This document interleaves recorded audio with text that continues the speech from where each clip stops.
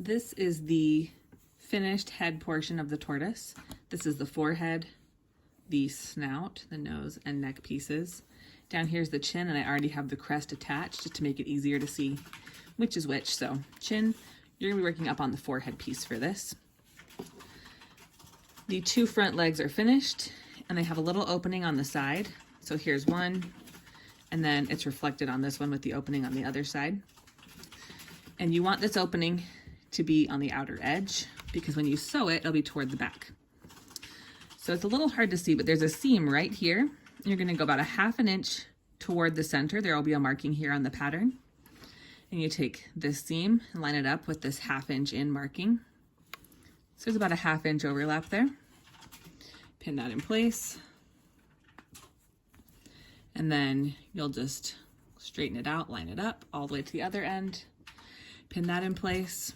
And again, the opening is on this outer edge.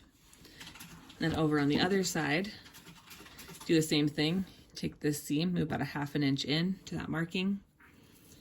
So here's that.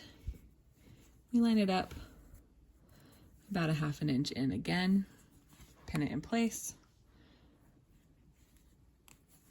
straighten it out. There's a few reasons to do it this way. The first one, so this leaves a little flap of unsewn fabric. It'll make it easier to stitch it into the shell. And I'll show you what it looks like on a finished tortoise. So here it is unstuffed. Here is an example with it stuffed. Here, let's use this one. So the legs actually do come in up above the head. They're not underneath, so that's why it's up on top of the forehead. As you can see here, there's a seam going in. This is a little bit overlapped. And I don't know if you can see, fleece is bulkier, so it's hard to see the extra fabric in the corners. But that's what it looks like on a finished tortoise. It just overlaps a little bit with these neck seams and helps it stand up just like this.